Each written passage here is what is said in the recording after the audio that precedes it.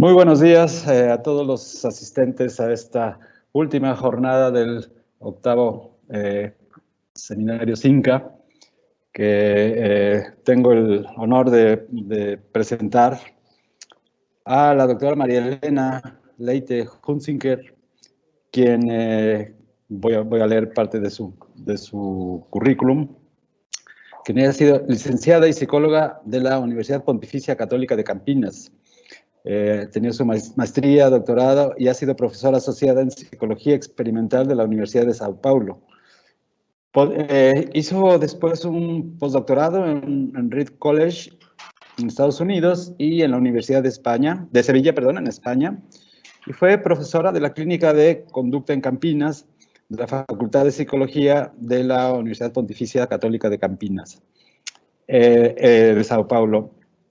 Sao Paulo, en esta ocasión Sao Paulo, y de la Facultad de Ciencias Médicas de la Unicamp, en el Departamento de Farmacología. Departamento de Farmacología, y ha trabajado también en la Universidad de Sao Paulo, en el Instituto de Psicología, en el Departamento de Psicología Experimental. Fue coordinadora del programa de posgrado en Psicología, en el área de concentración Psicología Experimental, y jefa del departamento. Y actualmente está jubilada como profesora asociada desde 2017 y trabaja como profesora titular en el mismo departamento. Es supervisora del programa de posgrado en Psicología Experimental de la Universidad de Sao Paulo, donde ha coordinado la investigación teórica y experimental en análisis de la conducta, con énfasis en control aversivo, variabilidad conductual y neurociencias. De verdad que es un honor y un placer para mí presentar a la doctora Hunziker, a quien cariñosamente todos sus amigos le llamamos Tatú, y que ha aceptado, ¿no?, esta invitación para poder comunicarse y contactar con la gente en México.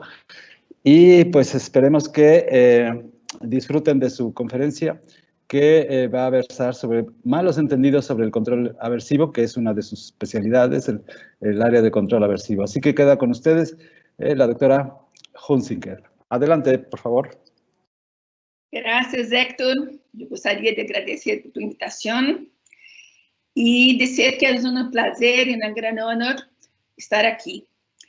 Bueno, en primer lugar, tengo que decir para las personas que están me oyendo que lamento no hablar perfectamente español, pero solo lo portuñol, que es una mezcla de portugués y español. Pero espero que va a ser suficiente para que puedan entender lo que tengo que presentar ahora. ¿Okay? Bueno, voy a hablar, entonces, como dice Héctor, sobre los malos entendidos sobre el control aversivo.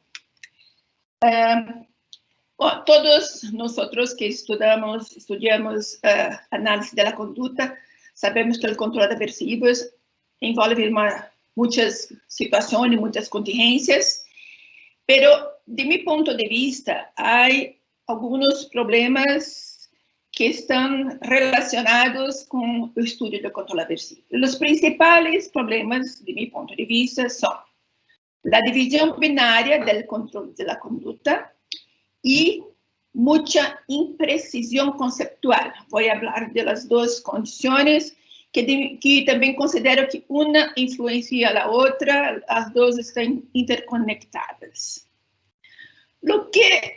Cuando digo sobre división binaria, estoy diciendo de las contingencias operantes, que tenemos las 4 contingencias que envolven refuerzo positivo, refuerzo negativo, castigo positivo y negativo, y solo el refuerzo positivo no es considerado una contingencia aversiva. Entonces, hay como si fuesen 2 universos, uno de los refuerzos positivos y uno que agrega todas las demás contingencias operantes, que es denominada de control aversivo. Entonces, el primer problema que veo en esta distinción es que la aversividad no es apenas presente apenas en las contingencias operantes. Tenemos contingencias no operantes que tienen mucha aversividad inclusa, ¿no? Por ejemplo, los estudios del dolor, del miedo, de la fobia, la ansiedad, la agresión, la incontrolabilidad aversiva, que sabemos muy bien que puede ser una situación muy crítica para la conducta, e incluso a extinção do reforço positivo, que em geral não é considerado uma condição aversiva, pelo menos em los livros que trazem a introdução da análise da conduta. Em geral, não se habla que a extinção é uma condição aversiva, pero vamos a ver que pode ser muitas vezes aversiva. Então, mesmo que estejamos considerando a divisão binária solamente entre as contingências operantes, tenho um artículo que já é publicado há 10 anos, em que analiso como que este conceito de controle aversivo sobre estas contingências é um conceito impreciso. Por exemplo, eu he analisado, se tenho duas classes, uma de reforço positivo e uma de controle aversivo, nessa divisão binária, o que tem de comum todas essas três contingências que são denominadas aversivas para pertencer a uma mesma classe? Eu analisei o procedimento, o processo comportamental, ou seja, as modificações da conduta em função do procedimento, da operação, e a natureza do destino. Vou fazer um pequeno resumo dessa análise para vocês.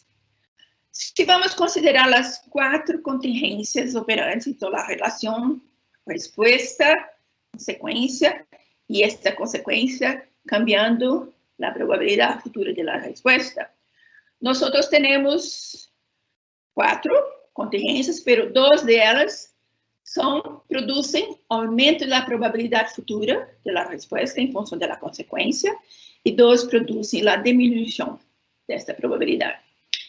Então, as que produzem sempre o aumento da probabilidade futura da resposta em função da consequência, nós chamamos de reforço, e a outra relação que reduz chamamos de castigo. Pero há também que pensar que este efeito de aumento e redução de probabilidade de resposta se dá em função de operação de adição ou de remoção de estímulos em função da resposta, como consequência da resposta. E isso nos dá as contingências de reforço positivo, reforço negativo, castigo positivo e castigo negativo. Né? Pero há ainda uma condição mais, que é a natureza do estímulo. Então, nós temos que em reforço positivo, então a resposta adiciona um estímulo apetitivo, que vai ser um reforço positivo. E da contingência de reforço negativo, na resposta, subtrai, remove um estímulo aversivo. O castigo positivo, por o contrário, a resposta adiciona um estímulo aversivo, e castigo negativo, a resposta remove um estímulo apetitivo. Então, essas são as 4 operações básicas operantes, e só o reforço positivo não é considerado aversivo. Então, reforço negativo, castigo positivo e negativo são as contingências denominadas aversivas. Pero o que há de comum entre elas? Não há nada, se pode ver. O processo, ou seja, a mudança da conduta de aumentar ou diminuir a probabilidade futura, não é comum a todas. A operação de adição ou remoção também não é comum a todas. O estímulo envolvido, a natureza do estímulo também não é comum a todas. Então, temos o que define, qual é o critério que define que essas 3 contingências pertencem à mesma classe. Não há clareza sobre isso. Se forem procurar os livros introdutórios, sempre que se habla de controle aversivo, se descreve que é reforço negativo, castigo positivo, castigo negativo. Pero qual é a propriedade comum dessas 3 contingências? Não há. Isso não é, em geral, analisado. Então, isso me parece uma imprecisão muito grande conceptual. Além disso, essa divisão binária, ela também tem um caráter evaluativo.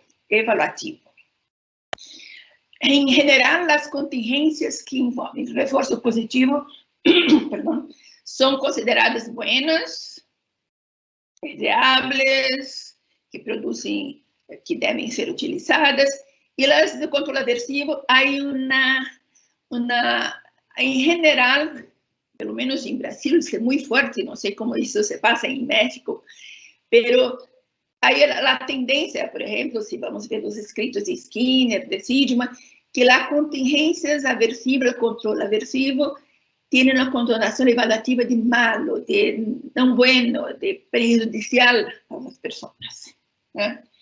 Y incluso yo tengo a decir que en general el control aversivo es como los demonios, y que produce una serie de problemas de coerción, contracontrol, relaciones emocionales, es indeseable y, en principio, es poco ético, porque no tiene, trae muchas cosas indeseables para la persona que está sob ese control.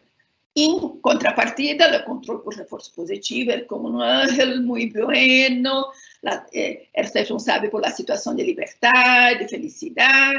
Entonces, en ese sentido, sería deseable y sería ético. Esta es un poco la idea general que las personas tienen, pero que yo considero muy engañosa. Esta división binaria de falar que un tipo de control es bueno y otro es malo por ser aversivo o no aversivo, yo tengo dudas, considero una división muy, como se dice, imprecisa y muy equivocada. Vamos ver qué consecuencias tiene para nuestra abordaje este olhar, essa divisão binária sobre o controle da conduta. Por exemplo, Sidman tem livro que, pelo menos em Brasil, é muito difundido, é muito considerado, que é o livro sobre coerção. E nesse livro, Sidman, que é uma pessoa extremamente respeitável, um pesquisador excepcional, uma pessoa que merece toda nosso reconhecimento, né? Pero este livro de Sidman, para mim, é um ponto à parte de sua produção. Sidman enfatiza em seu livro que o controle por reforço positivo não é coercitivo.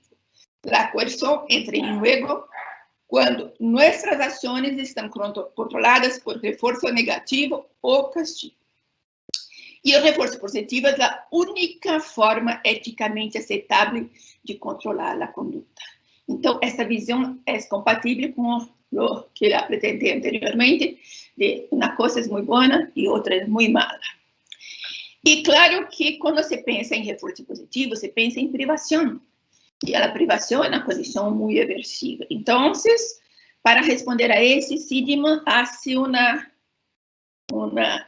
uma concepção de que quando há privação determinada, uma privação grande, que é produzida explicitamente, isso estabelece um reforço negativo. Bueno, há muitas coisas para se discutir sobre isso.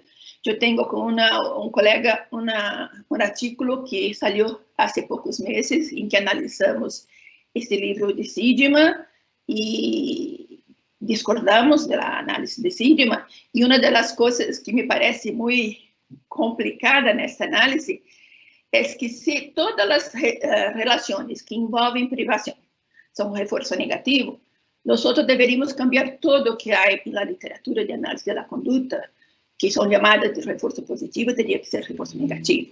Que todas as experimentações feitas com animais, por exemplo, que utilizam, que dizem que estão analisando o reforço positivo, utilizam privação. Então, é um argumento de Sidman que me parece um pouco não convincente. Eu prefiro a análise de Gold-Diamond, que também analisou a questão da coerção, e que é anterior a Sidman, incluso, mas não tem tanta divulgação, não tem tanta projeção como tem a análise de Sidman. Não sei porquê, mas ao menos em Brasil, nós constatamos isso. E Goldman diz que a coerção está relacionada com a eleição, o comportamento de elegir o que fazer. E ele diz que a probabilidade relativa de que dichas eleições permitam ascender a consequências cruciais, vitais, é o ponto que devemos mirar com atenção.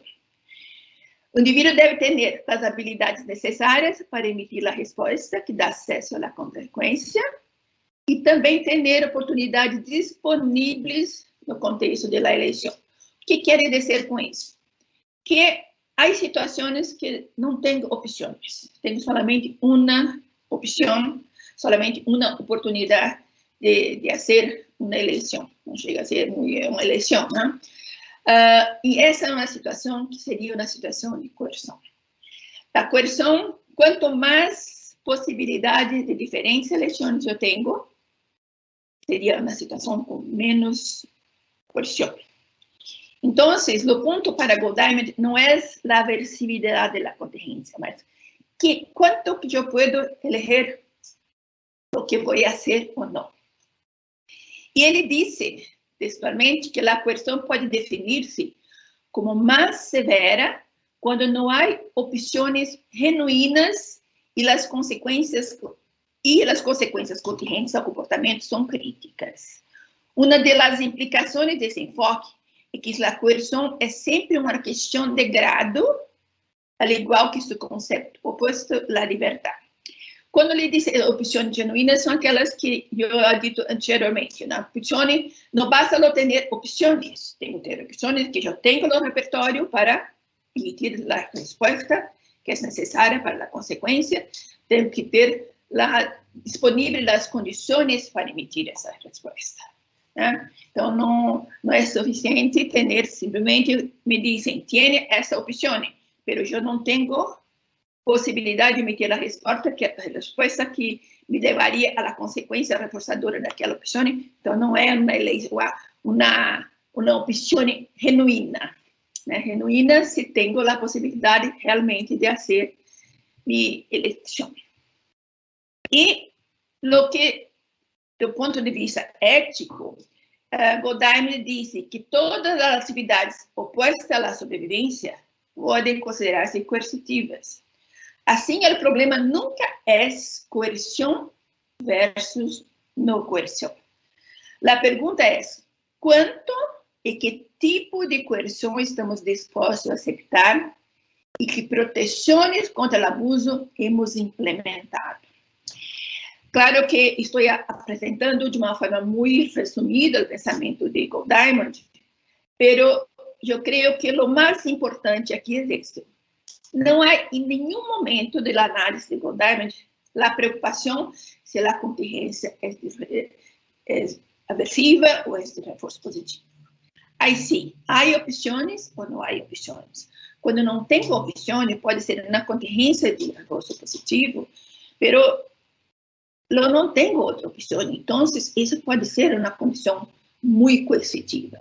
Por exemplo, quando temos a rata na caja experimental, privada de alimento ou de água, e podemos a contingência de reforçamento positivo para que, se pressionar a palanca, vai receber seu reforço positivo, água ou alimento. Essa é uma condição coercitiva. A rata não tem outra opção. A outra opção é ficar sem alimento, sem água. E esta consequência, como ele diz, é crítica para a sobrevivência. Então, é uma contingência que utiliza reforço positivo, mas é muito coercitiva. Então, o ponto crítico não é ser ou não aversivo, é ter ou não opções para chegar a consequências que são necessárias para a sobrevivência.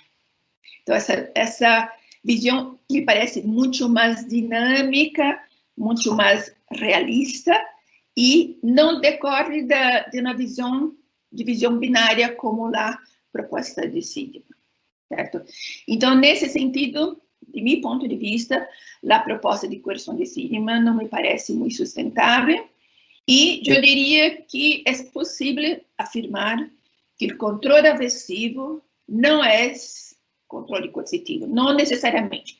Pode ser, mas não necessariamente, assim como o controle por reforço positivo também pode ser coercitivo.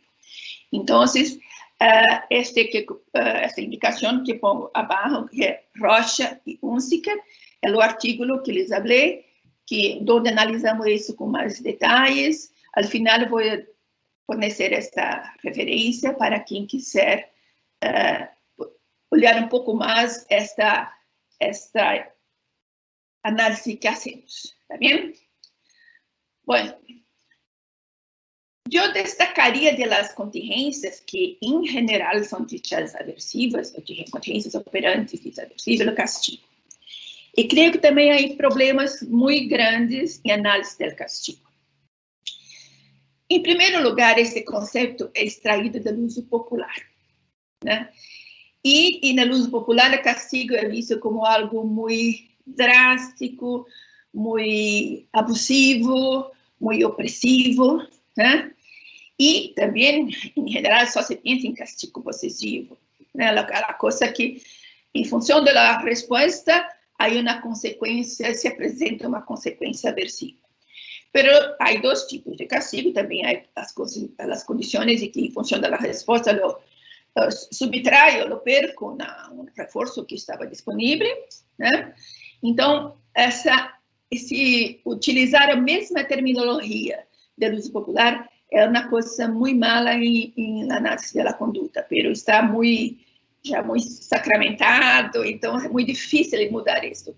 Mas é muito importante que quando alguém vai estudar a questão do castigo, do ponto de vista técnico, do ponto de vista de análise da conduta, do ponto de vista científico, que se separe desse uso popular. É muito importante que a situação envolva realmente uma contingência, resposta, consequência.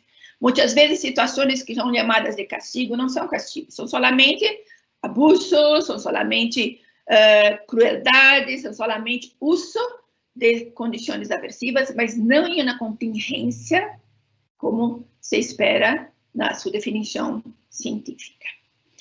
É necessário para ser castigo que reduza a probabilidade futura de la resposta. Tá? Quando a situação aversiva é não contingente, é ministrada de outras formas, não necessariamente interferem na probabilidade futura da resposta.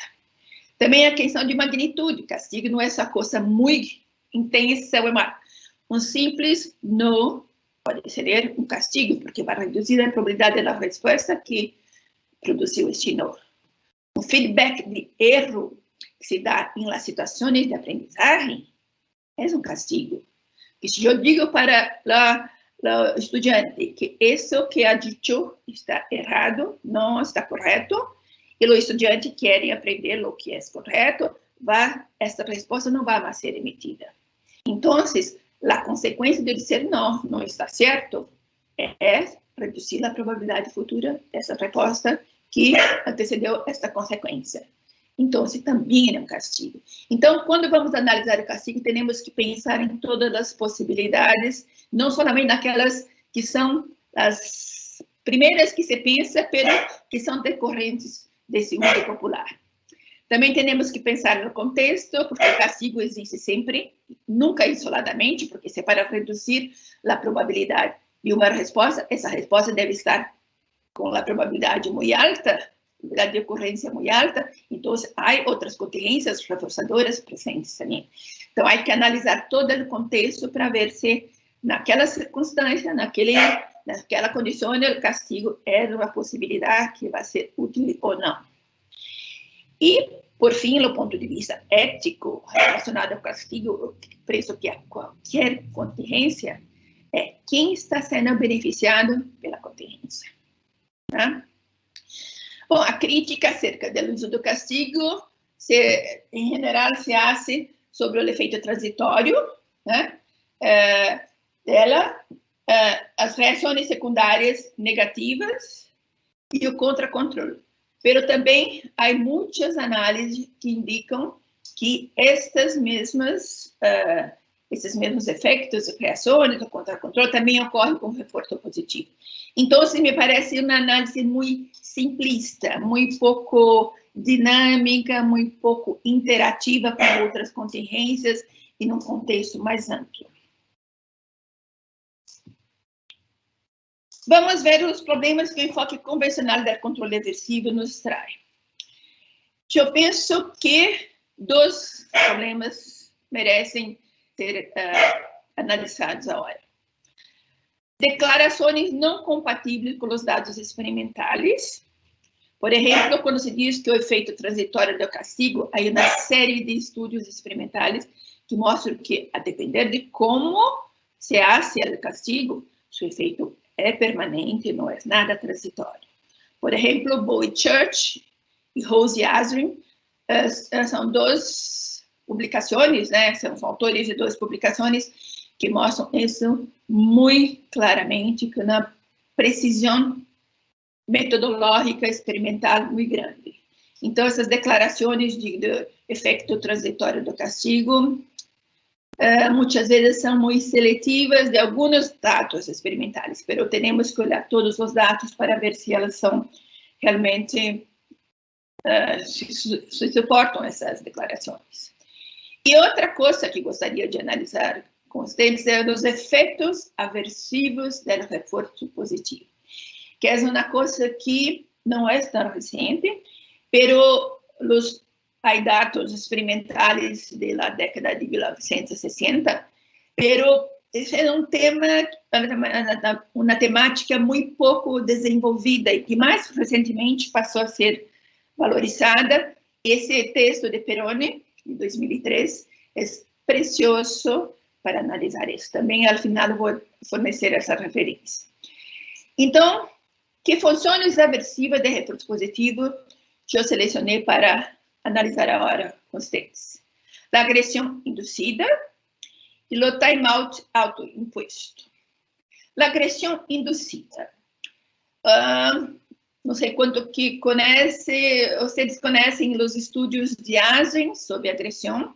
São estudos da década de 1960, são muito interessantes, que indicam que as condições, muitas vezes antecedentes, são as condições que podem induzir a agressão. Então, as condições, por exemplo, um choque elétrico, e nesse estudo que está aqui nesta parte do slide, os monos, um mono estava aí na carra experimental, tranquilo, de tempos em tempos, um pequeno choque elétrico é administrado no piso da carra, e esse mono, então, passa a atacar uma bola de borracha, e morde a bola, tem comportamentos topograficamente chamados de agressivos.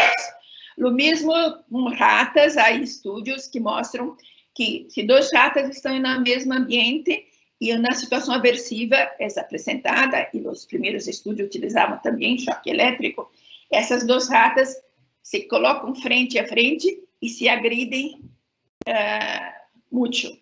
Um comportamento que me parece muito próximo de umas agressões humanas, não? De 2 pessoas, 2 iguais se atacando. E o que eu quero agora dizer é que há situações que não são obviamente aversivas, mas que também induzem a conduta agressiva. Então, a situação de extinção produz também, em ratas, né, esse comportamento que, em geral, é chamado de agressivo, simplesmente por não haver a apresentação do reforço positivo que havia na história de apresentação anterior. Então, a extinção, quer dizer, são dados que demonstram que a extinção de reforço positivo, ou seja, a interrupção da contingência, ela em si muito agressiva, muito aversiva. E um estudo que acho especialmente muito interessante é esse, que 2 palomas em uma carra, uma paloma está em uma situação que não pode se mover, a segunda paloma está livre, esta segunda paloma pode pegar o disco para receber reforço positivo, alimento, e o que se observa é que depois que recebeu o alimento, e há um intervalo entre este reforço e o próximo, por exemplo, um esquema de intervalo fijo, esta paloma se vira para esta primeira e la ataca muy agresivamente. Entonces, los intervalos dentro de un esquema de reforzamiento positivo tienen, aparentemente, una función aversiva muy grande. Y estamos hablando de contingencia, de refuerzo positivo, no hay choque eléctrico, no hay nada. Una contingencia intermitente, que todas las contingencias, con excepción del reforzamiento continuo, son intermitentes. Entonces, estamos hablando de reforzamiento positivo que tiene, em alguns momentos, função aversiva. O time-out, vocês chamam de tempo fora, né? Time-out. E autoimposto significa uma outra linha de investigação que me parece muito interessante. Por exemplo, essa é uma pesquisa que foi realizada em nosso laboratório, em que a rata está em uma caixa experimental com 2 palancas. Certo? A palanca direita, se for pressionada, produz reforço em um esquema de razão fixa, 5 hasta 40. Em diferentes sessões, vamos aumentando a exigência.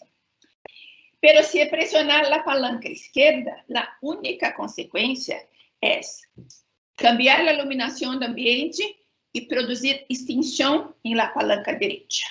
Então, é uma extinção que a própria rata vai produzir para si mesma. Tá? E essa condição que nós outros chamamos, que em geral a literatura chama de time-out, que a rata produz time-out para si. Então, é autoimposto. E nosso laboratório hicimos uma pesquisa com esse procedimento básico e vimos, por exemplo, se estamos vendo aqui, tenho a frequência média de resposta nessa palanca que produz time-out. Tá bem? Esta aqui são os dados de animais que são simplesmente alocados nessa caixa experimental, pero se pressionar a palanca esquerda, não cambia nada. Nada se produz, não há consequência nenhuma. Então, a probabilidade, a frequência de pressão essa palanca é muito baixa e vai se reduzindo na medida que a exigência na outra palanca vai sendo mais grande. Essa segunda curva é relativa à pressão da palanca que produz o time-out, produz extinção, por ratos que, quando pressiona essa palanca, apenas produzem a mudança da iluminação, pero a palanca direita permanece com a contingência de reforço positivo normal. Então, só a mudança de iluminação ambiental tem um pouco mais de frequência de produção de resposta, mas muito pouco. Estatisticamente, são iguais. Pero os animais cuja resposta em la palanca esquerda, a palanca de time-out, produzem a iluminação reduzida e cambiada, muitas vezes de luz acesa para apagada, de apagada para acesa, tem as duas direções, quer dizer, a mudança de iluminação ambiental e a extinção em la palanca de reforço positivo, essas apresentam com muito mais frequência esta resposta de autoimposição de extinção, certo?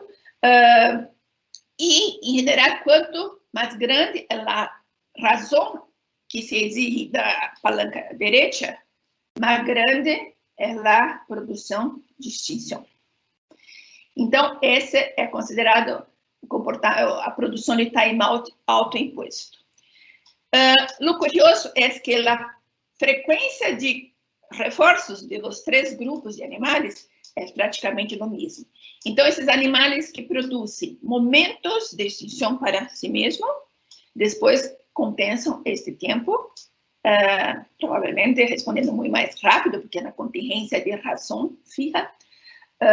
Então, eles não é uma resposta que produz perda de reforços positivos, mas na resposta que se pergunta por que o animal se pressione cada vez mais a palanca que produz o câmbio da iluminação e a extinção. Outro, aqui temos a frequência acumulada de uma rata nessas condições, e vemos que este é o padrão típico de responder em esquema de razão fixa. E as partes que estão um pouco mais escurecidas são dos momentos em que eles produzem o timeout, né? Então, vemos que, por exemplo, aqui, esses pontos, essas linhas horizontais indicam a liberação de reforço, que esta produção da extinção ocorre, em geral, após a liberação do reforço na palanca direita. Então, depois que o animal recebe o reforço, ele produz um tempo de extinção para si. Esse outro gráfico mostra quantificada essa situação. Então, em que momento dos intervalos entre dois reforços ocorre mais frequentemente a produção de extinção para si própria, a produção de timeout. E vemos que logo após o reforço, então na parte pós-reforço, a frequência é muito alta de produção de timeout e que depois que empieza a emissão de respostas que cumprem a razão, a frequência ocorre um pouco no início, mas depois praticamente nada. Deixa eu ver onde está meu cursor aqui. Então, no primeiro terço da razão, no segundo terço, no terceiro terço.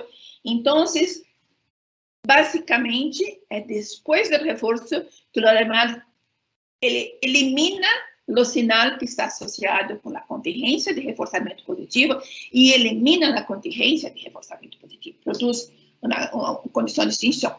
Se ele pressiona novamente a palanca esquerda, ele restitui a condição de reforçamento. Então, o animal, ele controla quando que vai ser extinção ou não. E ele produz extinção, em geral, nesse momento.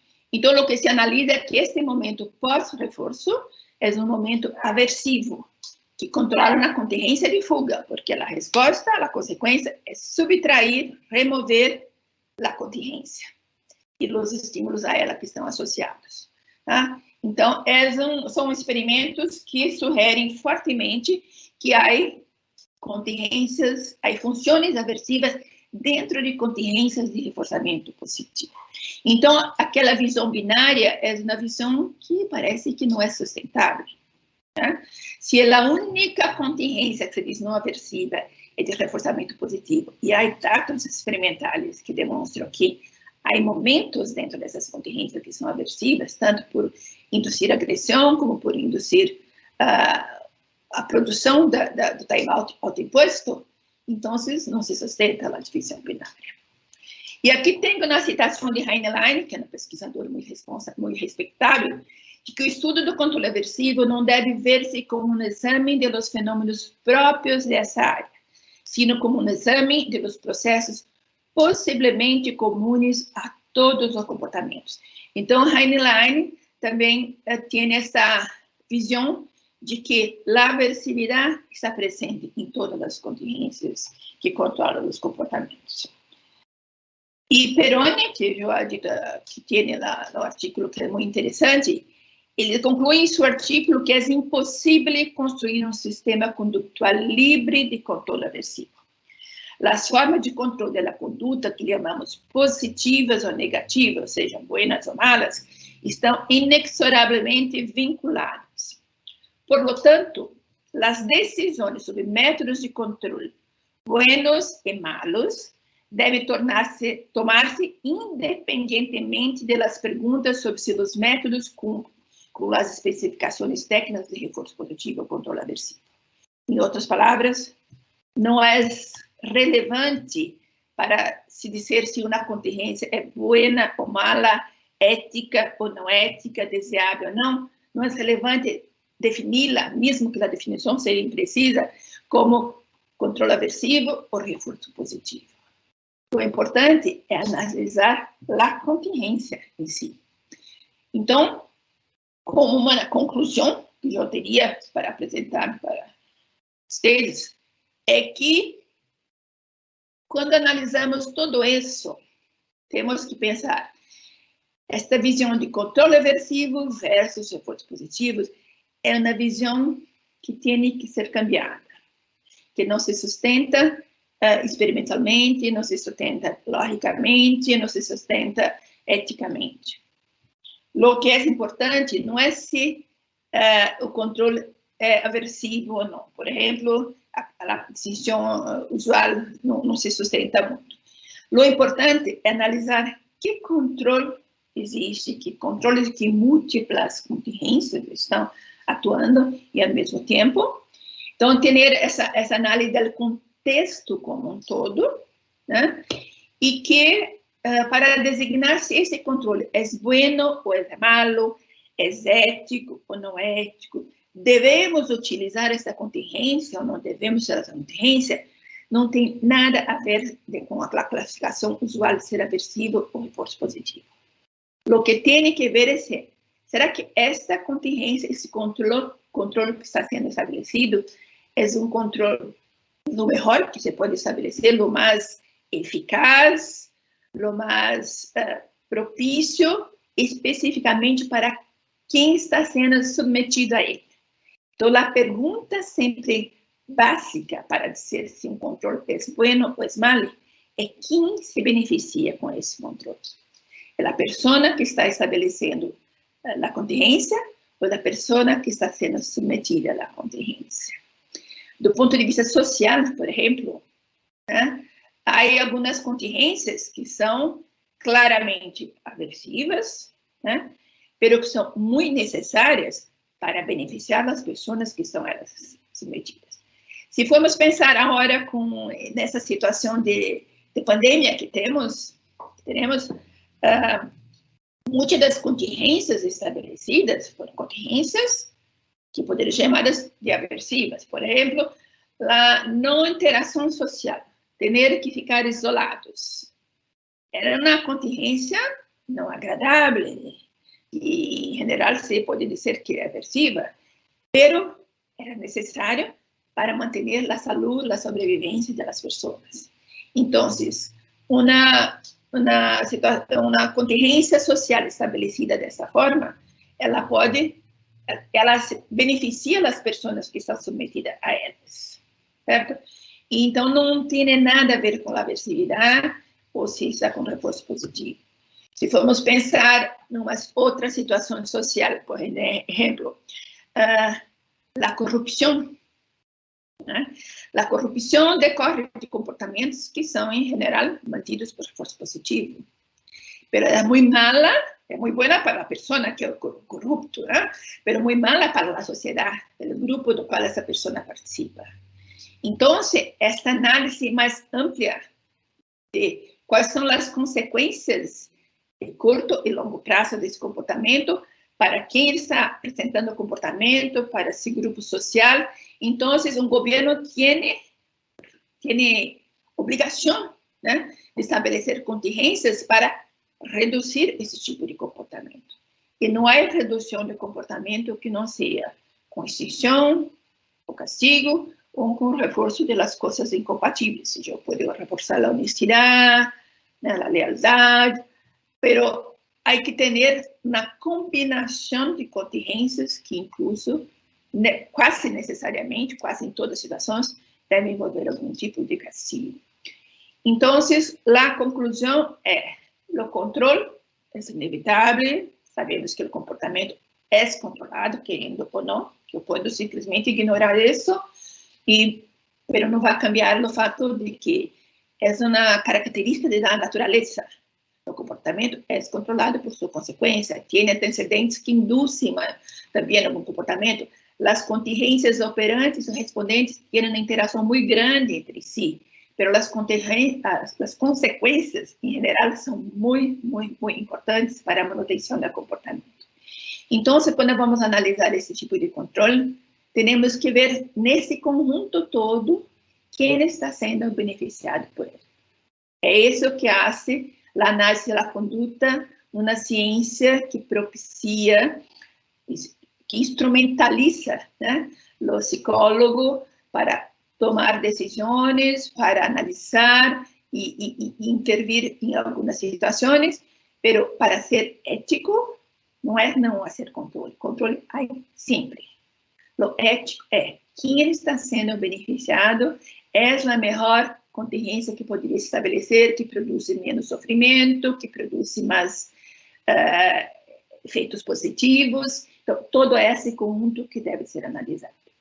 Mas essa análise é incompatível com essa visão binária e evaluativa que eu apresentei para vocês, certo?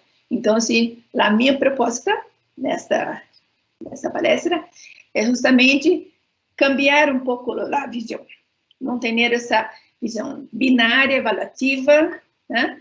E não ter essa ênfase tão grande em se uma coisa é um controle aversivo, não é um controle aversivo. Temos que analisar qual controle está sendo estabelecido, que comportamentos produzem, se os comportamentos são buenos, não são buenos, alguns comportamentos necessitam ser aumentados, outros necessitam ser diminuídos, e essa análise completa que temos que fazer, e sempre beneficiando a pessoa que está submetida à contingência que está sendo manejada deliberadamente. Tá bem? Então, aqui tenho as referências, de algumas que eu he citado ao longo de minha palestra. Estão em amarillo as duas referências que são produzidas em meu laboratório. A primeira, eu faço uma análise conceptual de como essa definição de aversividade está imprecisa. Então, o que apresentei de uma forma muito resumida, tenho nesse artigo de uma forma bastante mais detalhada. E o segundo é o que publicamos recentemente sobre a análise do livro de Siedman sobre coerção, também que é uma análise crítica sobre uma proposta que cremos que pode ser repensada, cambiada. Então, é isso. Graças por atenção. Era isso que eu tinha para apresentar para vocês. Muy bien, doctora Hunziker, le agradecemos muchísimo su interesante conferencia. Tenemos unas cuantas preguntas y tenemos un poco de tiempo para ver si se pueden atender, ¿no? Vale. Una es que si en el análisis que se hace del control aversivo, también, bueno, yo creo que sí, pero bueno, es la pregunta, ¿no? Que si se incluye también a la evitación y al escape, porque como que hubo pocos ejemplos acerca de la evitación y escape. Y tradicionalmente, ¿no? En control aversivo se incluye tanto castigo, evitación y escape, como que es la división clásica, ¿no? Sí. La divisão, eu não usei esses termos, mas a divisão que eu he apresentado, o reforço negativo inclui a evitação e o escape, né? Então, são contingências aversivas, né? Que são denominadas como aversivas, e que dentro dessa visão binária de que o aversivo não é muito bueno, é algo a ser evitável, eu considero que não. Nós necessitamos, muitas vezes, para a sobrevivência, de escape, de evitação, né? A própria situação que eu he citado da pandemia é uma situação que os comportamentos mais necessários durante a pandemia eram comportamentos de evitação. Temos que evitar o contato com o vírus, temos que evitar contato com pessoas que poderiam transmitir o vírus, e eram comportamentos muito necessários. Então, essa visão de que a evitação e o escape também seriam contingências aversivas e, por isso, malas, por isso, não éticas. Não, também não se sustenta. Tá? Eu pus uma ênfase muito grande na questão da educação, mas eu creio que o mesmo pode ser aplicável para evitação e escape. Vale, muy bien. Bueno, hay otra pregunta que es así. Entonces, una conclusión es que no debemos seguir hablando de control aversivo. O sea, ¿habría que dejar de hablar de control aversivo? Perdón, Babel, nuevamente. Sí, ¿no debemos seguir hablando de control aversivo? Essa é uma questão interessante, porque se formos ter a preocupação com a precisão muito grande de conceptual, não deveríamos falar de controle aversivo, né? Pero isso está muito já implementado em nossa abordagem. né? Então, creio que é muito difícil não falar de controle aversivo, creio que é muito difícil não falar de castigo, ou, por exemplo, castigo poderia ter uma outra denominação que não fosse a mesma que do uso popular, não, para pensar das relações que produzem redução de probabilidade em função de uma consequência, pero creio que é impossível não falar. Pero se podemos, ao menos, retirar a ênfase nisto, creio que uma vez eu he discutido isso em outro congresso e uma resposta radical seria, sim, o ideal seria não falar de controle aversivo. Pero eu sei que é impossível isso nesse momento da nossa ciência, por exemplo, porque é uma coisa muito implementada. Pero devemos falar de controle. Creio que essa é a ênfase principal. Vamos ver que controle existe. Se a verdade não é o mais relevante. Ok. Bueno, antes de hacer otra pregunta más, que me gustaría recordarles a todos los asistentes y también a la doctora Hunziker que su conferencia está siendo grabada y que se va a poner a disposición en la página del CINCA, ¿no? Eso nos va a tomar unos poquitos días, pero va a estar ahí disponible por si alguien no tuvo tiempo de anotar las referencias o no tuvo tiempo de hacerle una fotografía, o sea que va a estar disponible, ¿no? Una pregunta fuera ¿está en Sao Paulo o está en Campinas? Campinas. En Campinas, ¿verdad? Ok, muy bien. Bueno, tengo una pregunta más. A ver, esto es un poco, creo que tiene un enfoque más de tipo social. El control como término, como término que se usa en análisis de la conducta, siempre ha sido una fuente de críticas para el análisis experimental de la conducta, ¿no? Sí, siempre se ha igualado control con cuestiones autoritarias, con cuestiones dictatoriales, o sea, que tiene esta connotación también negativa, ya sin añadirle lo de aversivo. La simple palabra de control, ¿no? Sí. Ha tenido siempre como digamos, o ha generado controversias, ¿no? Ajá. ¿Qué se podría decir al respecto? Creo que esa es una parte importante que podemos explorar un poquito, que tenemos un tiempo, ¿no? Sí, creo que políticamente, na política científica, foi muito importante, em um determinado momento, que a análise da conduta tenha punido o controle aversivo em uma situação tão a parte, como não ser desejável e tal, porque havia uma identificação da análise da conduta, dos procedimentos de coordenar a conduta, com os procedimentos que foram um pouco drásticos, opressivos, e usos inadequados de uma série de contingências, né? Então, é claro que temos, quer dizer, não se trata de dizer que vamos utilizar castigo, vamos utilizar outras contingências aversivas, que isso é bueno. Não é nem bueno e nem malo, a depender da análise que for feita sobre a situação. Claro que tudo que se diz que é opressão, tirania, coerção, uma série de condições que são muito malas socialmente, que em geral as pessoas se rebelam contra elas, não? A sensação de liberdade que queremos ter, tudo isso se permanece como uma coisa central muito necessária. Então, não se trata de dizer que o controle aversivo é bueno, é desejável, não. Em nenhum momento eu teria esta proposta e nem todos os outros autores que analisam isso. O que temos que pensar é que muitas vezes o que se chama de controle aversivo é solamente crueldades, opressões, dominações, que não tem nada a ver com essas contingências que estamos falando. Tá? O que queremos dizer é assim, que há situações de relações de comportamento com o ambiente que têm algumas consequências que reduzem alguns comportamentos e outros que aumentam comportamentos, e que, a depender da situação, a depender do comportamento, é necessário aumentar ou reduzir sua probabilidade de ocorrência. E não há como, o próprio Skinner dizia, não há como reduzir a probabilidade de um comportamento a não sendo por castigo. certo? Pero claro que não é a opção preferencial. Educação não é a opção preferencial. A terapia não é a opção preferencial. Claro que se podemos ter muito reforço positivo para buenos comportamentos, é perfeito. Reforço positivo para malos comportamentos é péssimo.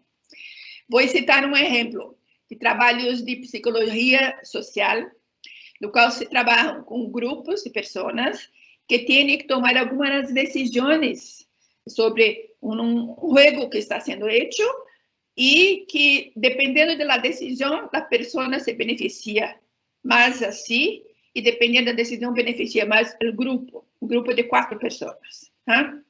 Então, o benefício do grupo depois vai ser dividido por toda a coisa que seria mais comunitária, digamos assim. Então, há situações, há contingências que são favoráveis às pessoas serem mais individualistas e outras condições são mais favoráveis que as pessoas se comportem de uma maneira mais coletivista. Se considerarmos para que o grupo social, o coletivismo, o pensar em o benefício para todo o grupo é muito mais apropriado do que o individualismo, né? Temos que ver que contingências que produzem este tipo de comportamento. E nesses estudos ficou muito demonstrado que o uso do castigo para comportamentos individualistas aumentavam a probabilidade de comportamentos coletivistas, certo? Então, esse comportamento que socialmente é muito desejável, né, tinha maior probabilidade de ocorrência em arranjos de contingência que utilizavam algum tipo de castigo. Castigo era coisas assim, vas a perder alguns pontos naquele jogo, era esse o tipo de castigo que era utilizado. E outro aspecto muito importante é que as pessoas poderiam optar por participar desse jogo em grupos onde não havia castigo para comportamentos individualistas, para condutas individualistas, ou poderia participar de grupos onde havia a possibilidade de castigo para condutas individualistas. Inicialmente, as pessoas optam muito mais por grupos que só têm reforço positivo, não manejam castigo, e depois elas vão migrando para a outra opção. A maioria acaba optando por trabalhar, fazer esse jogo em uma situação que ter comportamentos coletivistas são muito bem vistos, né? São muito reforçados, e há alguns castigos suaves, né, de punições sociais para comportamentos individualistas.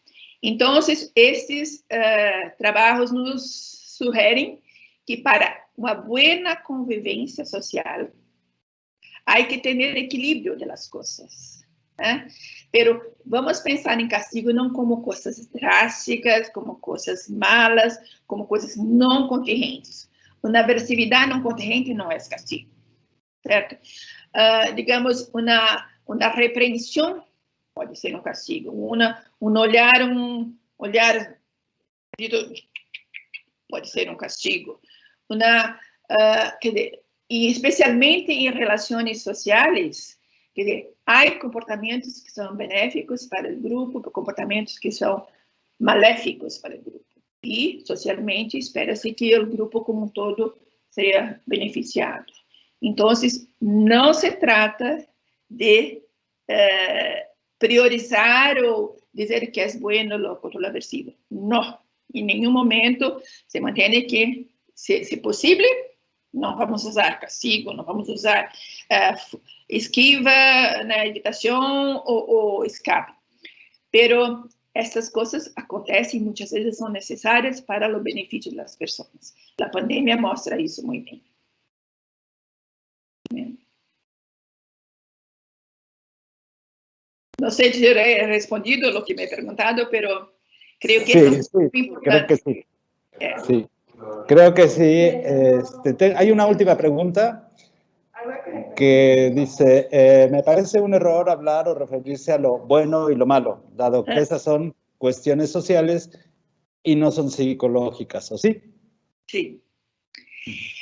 Pero, sí, Claro que la clasificación de bueno y mal era una clasificación evaluativa, ética, social, que puede cambiar con las circunstancias, los tiempos, pero existe na prática, quer dizer, não é uma classificação científica, pero a ética tampouco é uma classificação científica, é uma classificação de avaliação social. Né? Então, quando eu falei bueno e malo, estou considerando como seja ético, não ético, deseável, não deseável. Né? Acho que essa é a conotação, isso em nosso cotidiano, como psicólogos, como professores, como pessoas que vivem na sociedade, todo o tempo tem essa avaliação de uma coisa ser boa ou mala. Necessito.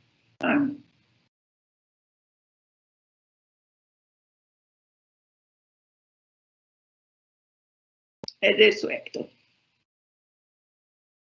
Alguma pergunta mais? Creio que estamos encerrando o tempo, não?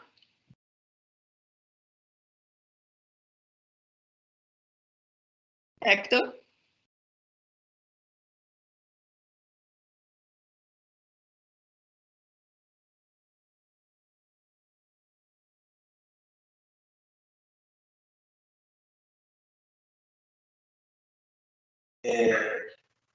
Ya no tenemos más. Já encerrado? Damos por terminada la conferencia. O sonido está sendo cortado. Sí, sí. Te agradecemos mucho tu presentación, tu colaboración y pues nada, invitamos a todo el mundo a que esté hoy en la conferencia de clausura, que va a estar el doctor Marc Galicio, que va a dar su conferencia, que va a ser la conferencia de clausura. Muchísimas gracias a todos y espero que continúen con las siguientes actividades del día de hoy. Gracias.